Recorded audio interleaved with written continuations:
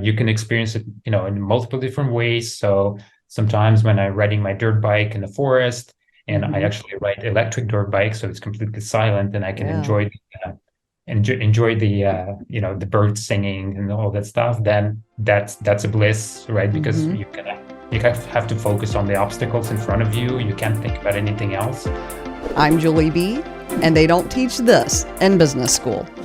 Hey there, I'm Julie B, and you're listening to They Don't Teach This in Business School, a podcast where we discuss business ownership lessons that are learned through experience, not in a classroom.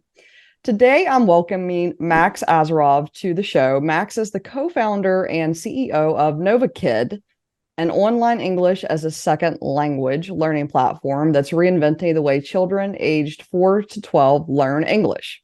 So I know we are going to have a really great conversation, and I know Max has a lot of business ownership lessons that he's going to share with us, and we're just going to learn a lot today. So Max, welcome to the show. I'm really happy to have you here, and thanks for being here.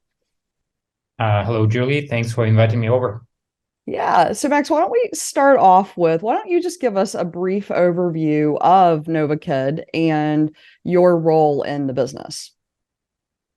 Sure thing. So we're, basically trying to, not trying to, but teaching kids English online. We're the largest online school in Europe as of today. We operate in more than 40 countries with close to, I think, about 70,000 students active on the platform today. And I guess kind of the unique thing that we're doing is we really put a lot of emphasis on immersion. That is, when kids are learning the language, our teachers don't really speak the native language of the student at all. So Mhm. it's a full language immersion. And there's a very big emphasis on uh, learning through games. So essentially, our lessons are designed as a series of games that student and teacher are playing together, so Mhm. that to students it just feels like they're having fun, but in fact they're learning. And this also helps to overcome the anxiety, maybe some stress coming from the fact that you may not understand half the things that your teacher is saying during the class. So yeah, that's really kind of the unique thing we're doing as a school. Tell me a little bit more about why you decided to go with learning through games as opposed to some of the other models that are out there. Well, I guess partially from personal experience, I would say that my own kind of language learning journey has been boosted a lot by essentially just immersing myself in the environment. I lived for a long time in the US, and that certainly helped out a bunch. And games are really a tool to get kids to essentially not run away because Yeah. imagine yourself imagine yourself a little kid in a room with, I don't know, somebody speaking Chinese to you, right? And Hmm. that could be quite daunting. Hmm. Uh, and unless of course this person has something fun to offer, right? And this is Hmm. exactly what we're doing. So on one hand, it's kind of scary. On the other hand, this person is offering you to play. So kind of the natural curiosity eventually takes the precedence, and kids kind of get into the flow, get into the lesson, and that's really the magic moment that a lot of parents also appreciate, because a lot of them it's they don't really believe that this is possible. They think, Hmm. my kid only speaks Polish, how can he possibly Yeah. start learning in an English only classroom? And lo and behold, it actually happens. And they do. Personal experience definitely has a lot to do with that. Got it. Max, what is your favorite part about being a business owner? Well, I would say the favorite part is really having an agency over, things that are happening around you. So as a person, I'm really not very comfortable when basically my life is kind of controlled by something Hmm. else. Hmm. So for example, kind of the way I learned it is, for example, I used to ride motorcycles on the streets. And very quickly I realized that I'm like super uncomfortable with the fact that essentially my life is in the hands of all the car drivers that are driving around me. Mm-hmm. Mm-hmm. If they do something, maybe stupid, right? Mm-hmm. They get a little bump on their bumper, and I get broken bones. And to me, that was like definitely not something I'm comfortable with. And I basically ended up switching to dirt bikes, Mm-hmm. riding in the woods now, because obviously trees are a little bit more stationary Mm-hmm. than the cars. And that's kind of the example. I really think in your own business, the sense of agency, the sense of like inner locus of control, that's important part for me, because whatever decision you make, even if something happens externally, Mm-hmm. you still understand that it's only you that can manage this, right? Mm-hmm. Nobody's going to come in and kind of manage things for you. Mm-hmm. And that's really interesting to me because I know you have quite the workforce across the world basically. And how many individuals do you have working for you at any given time and under your in your company? So direct NovaKidders, we call them, those who basically, except for the teachers or Mm-hmm. kind of our contractors, about 350, and there's about 3,000 teachers on top of that. So how do you, as a business owner, maintain that agency or control with that many people running Mhm. your business? Well, I wish I did all the time. Sometimes it feels like I don't.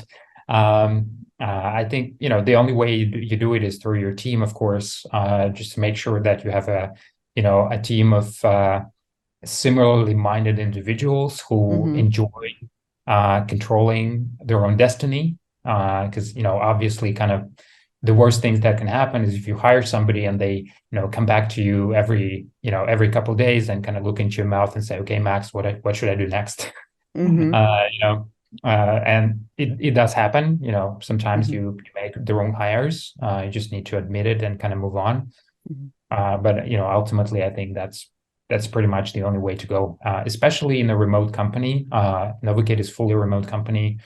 We don't really maintain any kind of headquarters, Mm-hmm. so most of the workforce is highly distributed. And in this environment, you just basically have to double down on this attitude of really taking control of your own destiny, taking ownership of the work that you do, because otherwise there's just no way to you know, there's nobody there to control you Yeah. ultimately, right? So how do you with such a I guess with that virtual workforce, how do you make sure that everybody is on the same page or, moving in the right direction towards the vision that you have? How do you make sure that stays cohesive and consistent and moving forward? Well, I believe that's actually like a big misconception, because in your Mm-hmm. question, you're kind of implying that, in traditional businesses, it's easier to do. Mm-hmm. And I would respectfully disagree with that, because in terms of the communication Mm-hmm. efficiency, fully remote companies are way, way more efficient. Mm-hmm. I don't need to take a single step to basically reach out to each and every of 350 NovaKidders that are sitting around the world, right? So Mm-hmm. basically, they're at my fingertips right here. Yeah. So it's just a matter of really using this power, Mm-hmm. really organizing this communication, because kind of the typical companies, I would call them in a way like Stockholm syndrome Mm-hmm. companies, because essentially they kind of take advantage of the fact that their employees are essentially like hostages in the office for Mm-hmm. 8 hours. They have nowhere else to go, so Yeah. they kind of have to communicate with each other, right? Mm-hmm. And they can essentially get away without deliberately designing this communication flows. Mm-hmm. But in a remote company, you need to be more deliberate, but at the same time, you can be a lot more efficient and have a Mm-hmm. much more impact. So, just be mindful about it. Mm-hmm. Really make sure that you design these kind of communication flows within the company, and things just start happening. Yeah, the deliberate and intentional communication and the process around that is what's really key. I agree with you. I think it's easier when you're virtual to do that. I just think that there's, especially in the United States, there is this misconception. I think that it is we need to be together in person all the time to really have an effective company culture. And people are proving that wrong left and right every single day. So I actually agree with you. I just think it's interesting to hear from people who are doing it and doing it successfully, and kind of how they go about doing it. That's really interesting to me. So Max, one thing I love to ask business owners is, as you look at your journey thus far, what is your biggest win so far in business? Oh, the biggest win. Biggest Uh, win. I'm really hoping it's still to come. Well, so For far, sure. so far, what's been your proudest success point, or the thing you're most proud of thus far? Yeah, of course you're going to have bigger wins in the future, but what are you most proud of thus far? Well, probably one thing I can, well, of course, of course, NovaKid is my biggest win thus far, and I think the Mm-hmm. company has, a lot of potential to grow to essentially a multi-billion-dollar company that, Mm-hmm. a household name brand, and we're definitely going to do it. But aside from that, another thing I'm really proud of is that's actually one of the questions I love asking during the interview. Mm-hmm. uh, I always ask, what is one thing that you're really proud of Mm-hmm. in your career? So it's a Yeah. similar question, I guess. Yeah. And basically, we provided exit for investors in our previous venture, and we Mm-hmm. basically were able to buy out all the investors and give them, basically several X return on their investment. And I think that's really something I'm proud of. It's Yeah. really amazing when you can, make good on your promise, right? Because ultimately that's why you raise money, by you promise to return their money uh, with a lot of return, and that's exactly what we did. So. Got it. Hey, this is Julie B, and you're watching They Don't Teach This in Business School. I'm here with Max Azarov, and we actually talked through his biggest win. So, Max, I'm going to ask you the opposite question of that. What is one of the bigger mistakes that you've made thus far that you've learned a lot of lessons from? um I would say that I cherish all of them. Mm-hmm. I cherish all of the mistakes Mm-hmm. that we make. And to be honest with you, I don't think I can really recall that. Because to me, I guess that's the kind of the way I'm wired. Mm-hmm. When something bad happens, I just kind of learn from it and move on. I don't dwell on it. I don't like to keep a registry. It's like, okay, what is the Yeah. biggest one?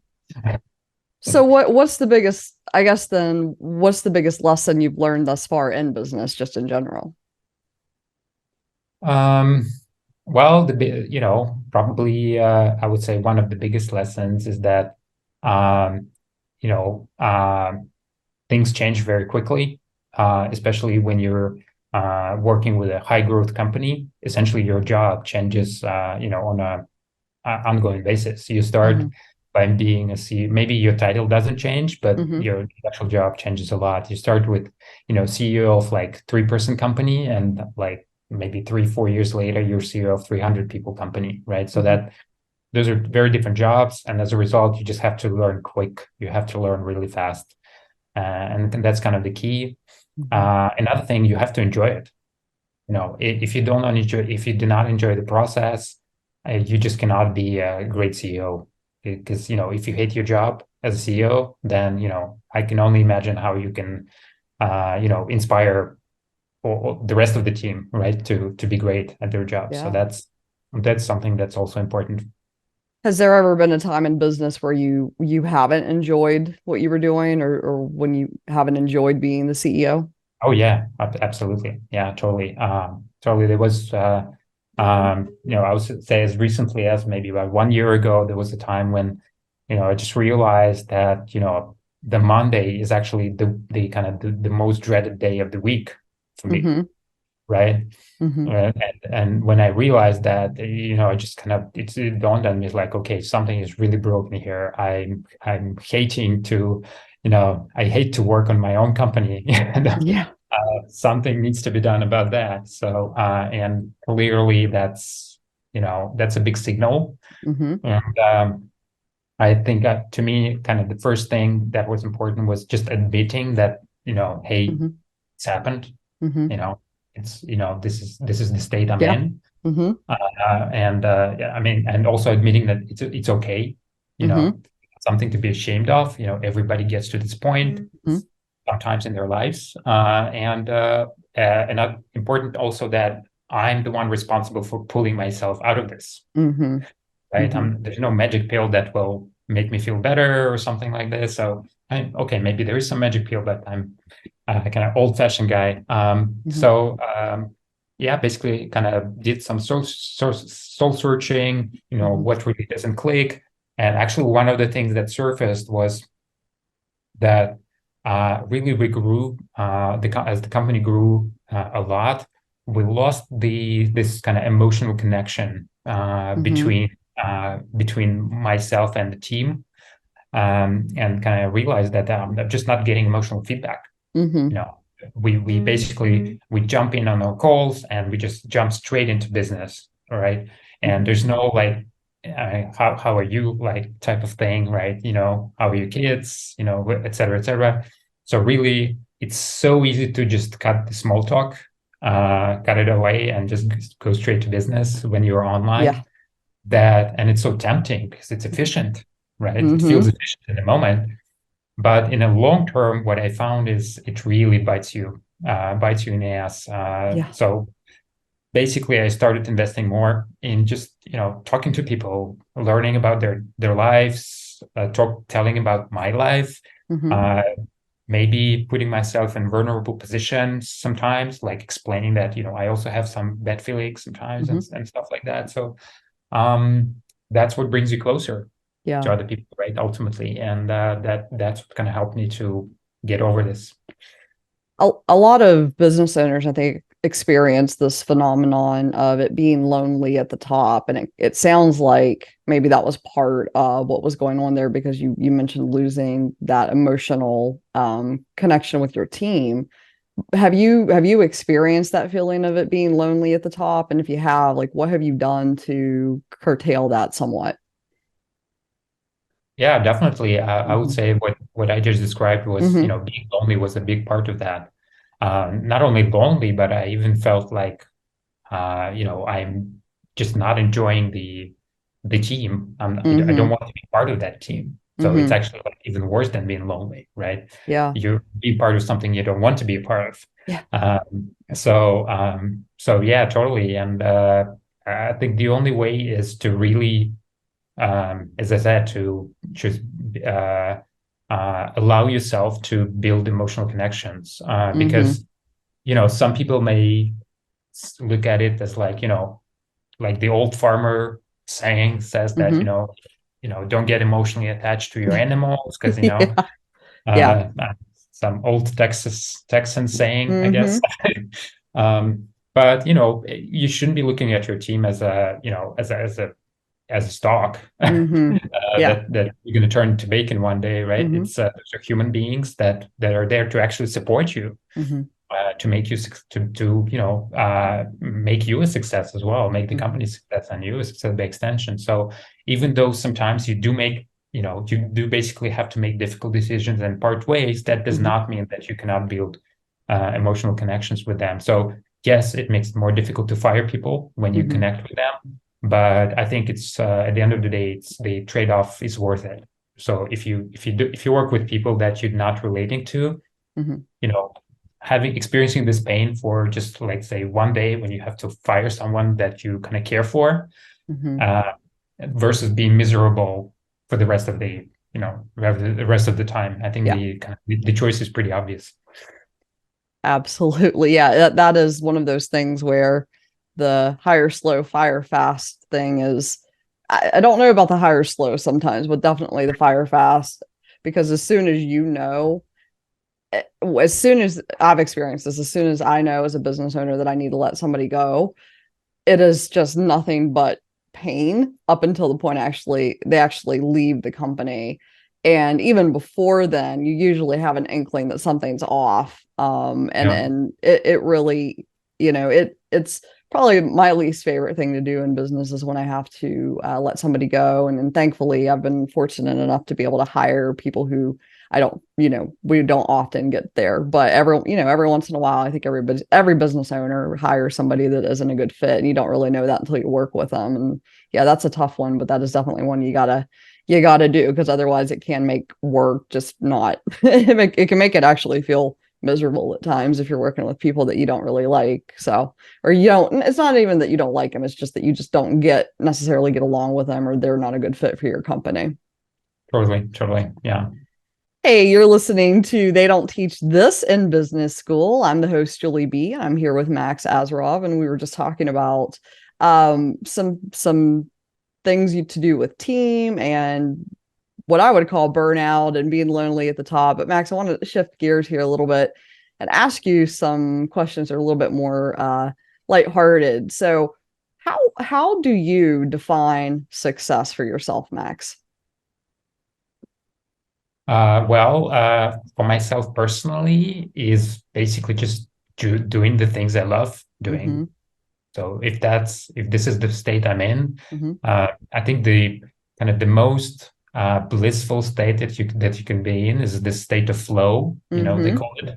Yeah. And you can experience it, in multiple different ways. So sometimes when I'm riding my dirt bike in the forest, and I Mm-hmm. actually ride electric dirt bike, so it's completely silent, and I can Yeah. enjoy the the birds singing and all that stuff, then that's a bliss, right? Because Mm-hmm. you have to focus on the obstacles in front of you. You can't think about anything else. And I think, ultimately that's what I'm striving for in my business as well. So, Mm-hmm. working on something that I forget about anything else because it's so exciting. I'm so, so into this. So that's kind of success for me personally. Mm-hmm. I would say for everybody else, my Mm-hmm. success, I define my success is just making other people rich. Mm-hmm. I want my executives to be financially secure. I want Mm-hmm. investors to get their returns, and Yeah. hopefully, I will sort of be taken care of as part of that package as well. Yeah. But Well, making somebody else rich is a lot more fulfilling for me than just kind of making myself rich. Yeah, and that's a common theme I find through with a lot of business owners and leaders, is that the good ones really want their people to, call it rich, call it financially stable, call it being able to afford the quality, a certain a standard of living or a quality of life that is more than just making sure you have something to eat and, a roof over your head. Very important. Those things are, but also, we all want more than that, I think, in general. So that's really cool though. And then, when you're talking about success, being able to go out and ride your dirt bike, I think it's so important for business owners to have a marker of success.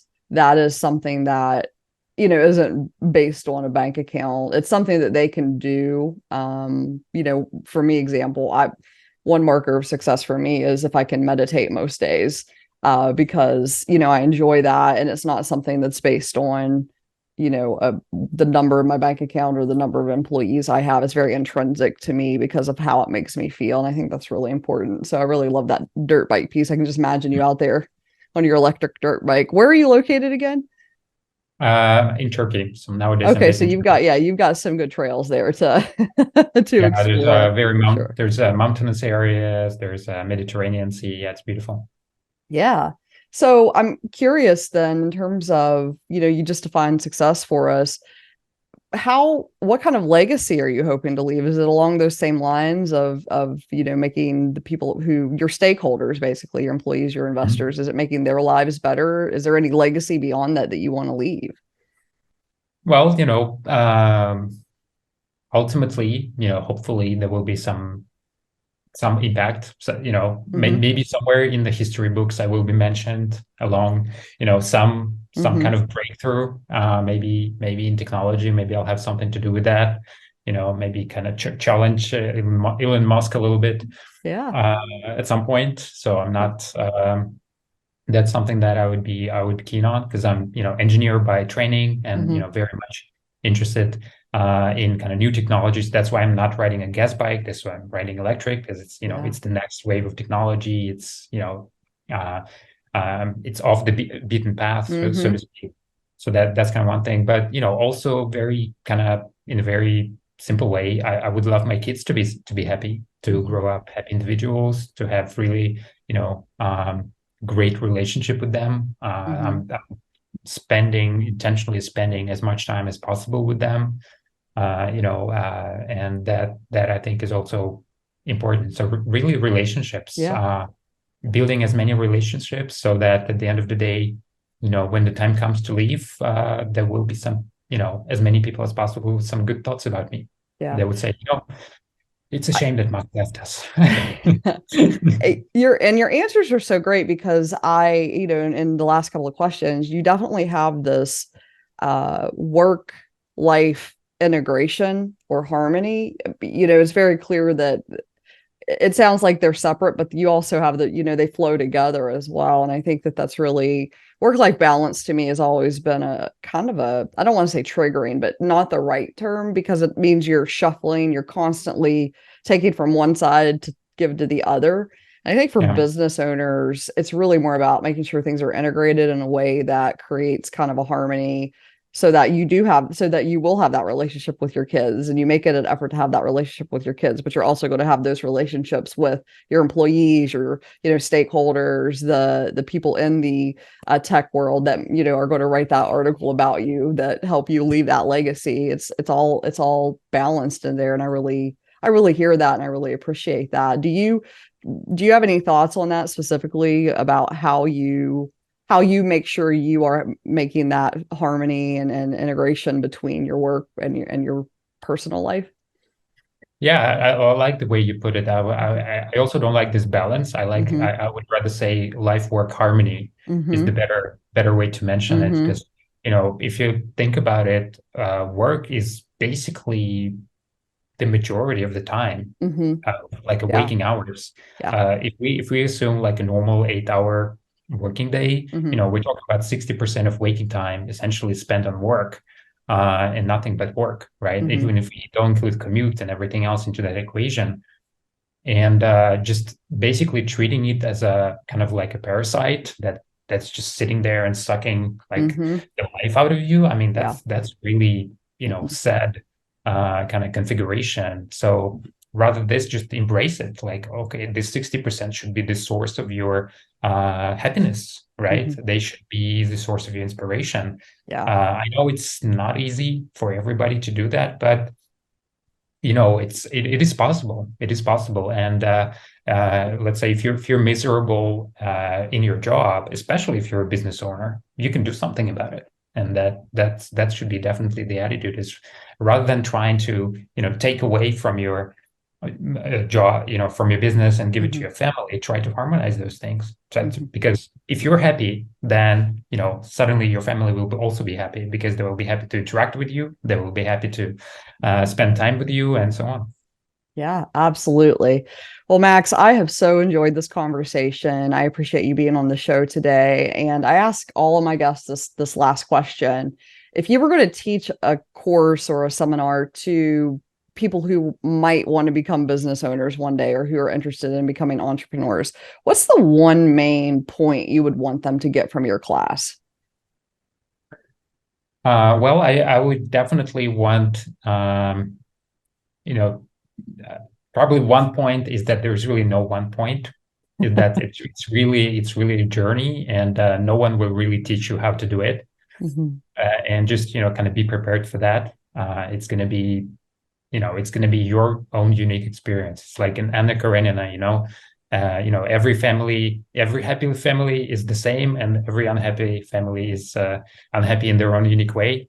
So that's same for businesses. That's kind of one thing. And Mhm. because of this, you better be enjoying this process of kind of achieving, exploring off the beaten path, because this is the only way you can sustain all this ups and downs that are waiting for you. So I would definitely encourage them to kind of look into themselves and kind of, am I really even the right type of person to be doing this?